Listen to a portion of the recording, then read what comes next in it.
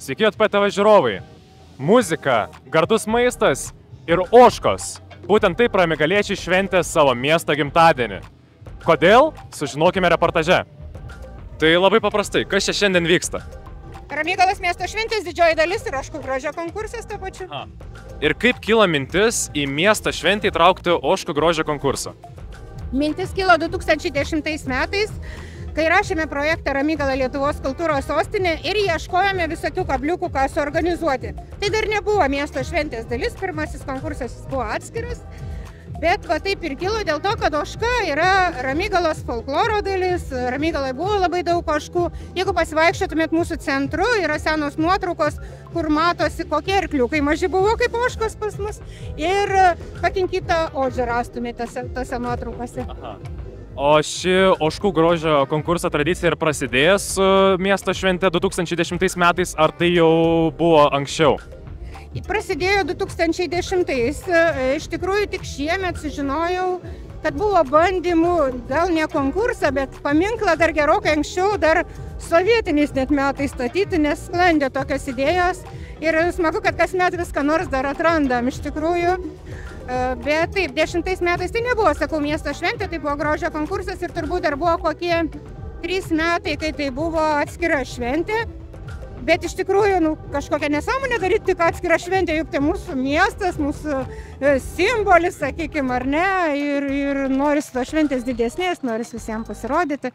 Tai mes tai ir vadiname, visą mėnesį švenčiame savo gimtadienį Ramygalos, o šitą dieną vadiname Ramygalos miesto šventė, didžioji diena su ožkų paradu.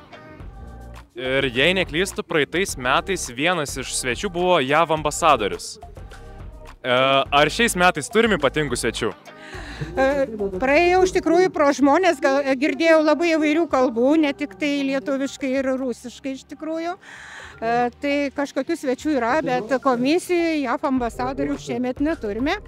Ir šiemet neturime kai kurių svečių dėl labai paprastos priežasties, nes už mūsų šventę yra dar viena šiemet geresnė šventė Lietuvoje, tai Lietuvos dainų šventė ir paraleliai vyksta dabar Kaune šventė, tai mes tiesiog neturim kai kurių dalyvių.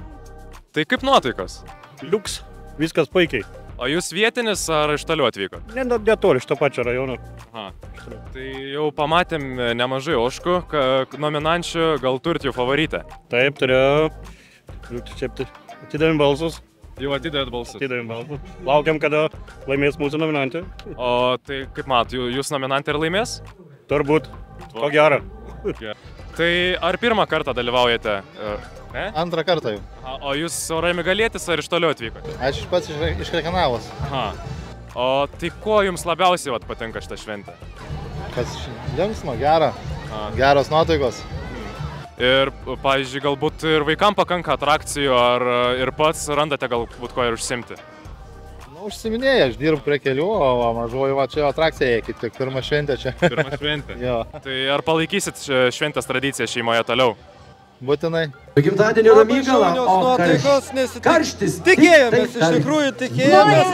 Išlydėm atlikėjus aplodismentais, padėkokime karalienės titulo dar. Jūs pažiūrėkit, kaip jinai atrodo, į karalienę ir panašią. Ir Palioninį, Liudvinvavičių. Ar žadate atsilyginti už parneštą pergalę? Tai aišku, pripirksim visokių skanumynų.